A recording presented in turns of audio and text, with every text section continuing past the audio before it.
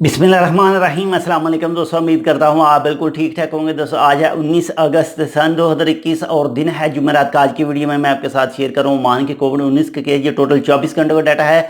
तो टोटल 24 घंटों के दौरान जो न्यू केस निकले हैं उनकी तादाद है 186 यानी 186% के। और अब तक जो टोटल केस हो चुके हैं उनकी तादाद हो चुके हैं 3,09,14 यानी 3,09,14% के।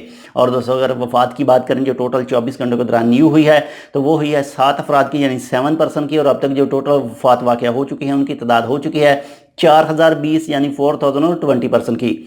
और दोस्तों अगर रिकवरीज की बात करें जो टोटल 24 घंटे के दौरान न्यू हुई है तो वो हुई है 320 अफराद की यानी 320% की। और अब तक जो टोटल रिकवर हो चुके हैं, टोटल सेहतमंद हो चुके हैं, उनकी तादाद हो चुकी है 2,99,450 यानी 2,89,450% की। और दोस्तों अगर बाकी मरीजों की बात करें इंशाल्लाह वो भी बहुत जल्द रिकवर हो जाएंगे, सेहतमंद हो जाएंगे। तो उनकी तादाद है इस वक्त 7,444 यानी 7,444% की।